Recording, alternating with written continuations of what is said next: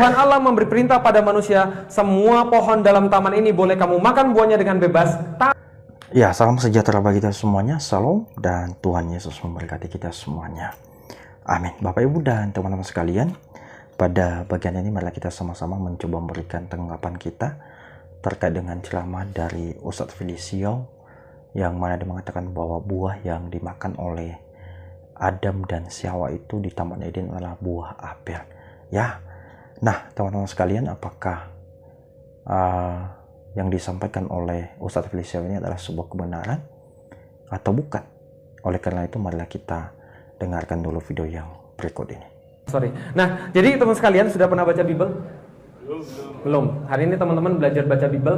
Ini bukan penistaan agama, ini namanya ilmu perbandingan agama. Supaya teman-teman tahu bahwa agama itu juga harus diperbandingkan. Karena gini ceritanya, ada orang-orang yang nggak paham tentang agama, lantas karena mereka nggak paham tentang agamanya dan agamanya tidak bisa dibuktikan pakai akal, maka mereka mengatakan bahwa agama tidak boleh diperbandingkan karena itu bukan urusan akal. Di dalam Islam, agama 100% urusan akal. Jelas ya? Karena itu agama itu bisa diperbandingkan layaknya ilmu-ilmu yang lain. Bisa kemudian dibuat komparasi antara ilmu-ilmu yang lain. Karena kenapa? Karena Islam memang semuanya berdasarkan rasio, bukan seperti agama yang lain. Kalau gitu kita lihat, jadi cerita begini sekalian tentang tujuan hidup tadi. Ini ada tujuan hidup yang digambarkan oleh orang-orang di agama sebelah, dan itu tertulis di dalam kitab suci mereka. Kitab suci namanya kitab suci Perjanjian Lama, di dalam surat yang paling awal namanya surat Genesis. Genesis ini kalau dalam bahasa Indonesia surat Kejadian, ya. Lalu bagaimana ceritanya? Nih saya ceritain sebelum Anda sholat. Mudah-mudahan nanti kita bisa selesaikan cerita ini sebelum sholat, dan setelah sholat kita bisa bahas tentang bagaimana versi Islam. Nah, ini ceritanya teman sekalian. Jadi Tuhan Allah menumbuhkan berbagai-bagai pohon dari bumi. Bukan Allah ya, tapi Allah. Tuhan Allah menumbuhkan berbagai pohon dari bumi yang menarik dan yang baik untuk dimakan buahnya. Ada di situ pohon kehidupan di tengah-tengah taman itu, dan ada pohon pengetahuan tentang yang baik dan yang jahat. Oke, berarti gini ceritanya. Tuhan menciptakan taman. Dalam bahasa Arab, taman namanya jannah. Dalam bahasa Aram dan Ibrani, jannah juga sama. Kan Ibrani sama bahasa Arab kan satu rumpun, gitu kan ya. Jadi ada jannah, namanya Jannatun Eden kalau dalam bahasa Ibrani. Kalau dalam bahasa kita Jannatun Aden, ya sama aja kira-kira. Ada di situ banyak sekali kebun-kebun, di situ karena kebun banyak sekali pohon-pohon. Tapi yang dimention dalam surat Genesis itu ada dua pohon yang spesial. Satu pohon pengetahuan, dua pohon kehidupan. Oke, saya tes dulu. Satu pohon, dua pohon. Sekali lagi, satu pohon, dua pohon.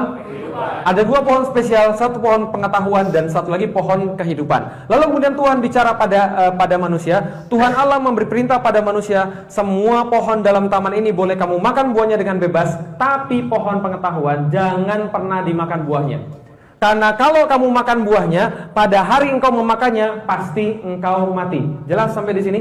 Ada pohon yang nggak boleh dimakan, yaitu adalah pohon pengetahuan. Kalau dimakan bakal mati. Jelas? Lalu kemudian datanglah syaitan, kemudian menggoda manusia. Kok kamu nggak makan sih?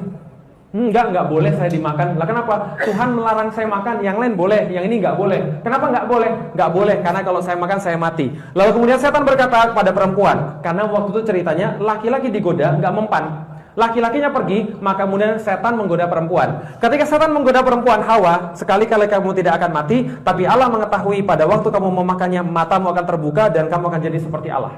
Tahu yang mana yang baik dan tahu yang mana yang jahat. Sampai di sini paham? Jadi kenapa nggak boleh makan? Nanti mati. Enggak gitu kok. Nanti kalau kamu makan, justru kamu akan tahu yang mana yang baik dan yang mana yang jahat. Dimakan atau tidak? Dimakan atau tidak? Akhirnya dimakan. Apa buahnya? Huldi, itu kan di Al-Quran. Kalau di sini buahnya apa? Anda suka mencampur-campur aduk kan? Sudah saya bilang ini bukan Al-Quran. Apa buahnya? Oh, belum tahu buahnya? Buahnya buah apel. Buah pengetahuan dalam terminologi agama sebelah itu buah apel. Itulah kenapa Anda pakai iPhone? Pakai iPhone? Itu lambang belakangnya lambang apa? Apel digigit. Tahu kenapa Steve Jobs itu ngambil logo seperti itu? Nggak tahu ya? Anda punya handphonenya, Anda punya barangnya, tapi Anda nggak pernah cari tahu dari mana logonya itu. Oh parah.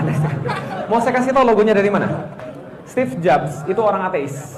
Ya Bapak Ibu dan teman-teman semuanya, itulah tadi ceramah dari Ustadz Felicio, yang mana tadi dia menyoroti beberapa hal. Yang pertama mengenai buah yang dimakan oleh Hawa dan Adam di Taman Eden, yang mana dia mengatakan bahwa buah itu adalah buah apel. Lalu tentunya kita akan berpikir, apakah yang disampaikan oleh Ustadz Felicio ini adalah sebuah kebenaran atau bukan. Nah, oleh karena itu, untuk membuktikan bahwa yang dia sampaikan itu adalah sebuah kebenaran atau bukan, mari kita buka Alkitab kita di Kejadian 2 ayat yang ke-15 sampai dengan ke-17. Begini firman Tuhan. Tuhan Allah mengambil manusia itu dan menempatkannya dalam Taman Eden untuk mengusahakan dan memelihara taman itu. Lalu Tuhan Allah memberi perintah kepada manusia, semua pohon dalam taman ini boleh kau makan buahnya dengan bebas. Tetapi pohon pengetahuan tentang yang baik dan yang jahat itu, janganlah kamu makan buahnya. Sebab pada hari engkau memakannya, pastilah engkau mati. Jadi Bapak Ibu yang dikasihi oleh Tuhan, narasi yang dibangun oleh Ustadz Felicio ini mengenai buah yang dimakan oleh Adam dan Hawa ini, yang katanya adalah buah apel, itu tidak benar Bapak Ibu. Ya, itu bukan sebuah kebenaran. Ya, itu tidak sesuai dengan firman Tuhan yang tertulis di dalam Alkitab ya. Kemudian mengenai narasi dia yang kedua tentang si ular. Dia mengatakan bahwa manusia yang pertama kali dirayu atau didatangi oleh si ular ini adalah Adam dan bukan Hawa. Ya, dia mengatakan bahwa dia mendatangi Adam pertama kali, dia merayu, menggoda supaya si Adam ini ya mau memakan buah apel yang ada di Taman Eden itu, tetapi rayuannya itu tidak mempan kepada si Adam. Ya, jadi karena rayuan itu tidak mempan, dia mencoba membujuk, ya merayu si Hawa ini, dan akhirnya si Hawa ini menuruti permintaan dari si iblis atau si ular ini. Nah, Bapak Ibu dan teman-teman sekalian, tentunya hal ini juga tidak sesuai dengan kebenaran Alkitab. Mari kita buka Kejadian 3 ayat yang pertama sampai dengan ayat yang ke-7. Adapun ular ialah yang paling cerdik dari segala binatang di darat yang dijadikan oleh Tuhan Allah. Ular itu berkata kepada perempuan itu, tentulah Allah berfirman, semua pohon dalam taman ini jangan kamu makan buahnya. Bukan. Lalu sahut perempuan itu kepada ular itu, buah pohon-pohonan dalam taman ini boleh kami makan. Tetapi tentang buah pohon yang ada di tengah-tengah taman, Allah berfirman, jangan kamu makan ataupun kamu raba buah itu, nanti kamu mati. Tetapi ular itu berkata kepada perempuan itu, sekali-kali kamu tidak akan mati, tetapi Allah mengetahui bahwa pada waktu kamu memakannya, matamu akan terbuka dan kamu akan menjadi seperti Allah, tahu tentang yang baik dan jahat. Perempuan itu melihat bahwa buah pohon itu baik untuk dimakan dan sedap kelihatannya. Lagi pula pohon itu menarik hati karena memberi pengertian. Lalu ia mengambil dari buahnya dan dimakannya. Lalu diberikannya juga kepada suaminya yang bersama-sama dengan dia, dan suaminya pun ikut memakannya.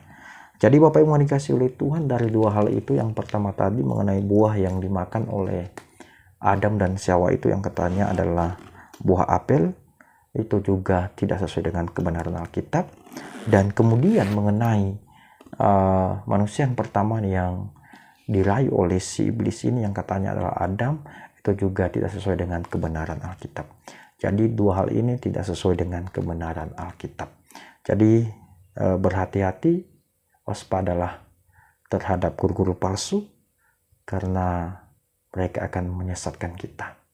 Tetapi ketika kita belajar tentang Alkitab, tentang firman Tuhan, maka tentunya kita bisa membedakan mana yang benar dan mana yang namanya penyesatan. Terima kasih, dan Tuhan Yesus memberkati kita. Amin.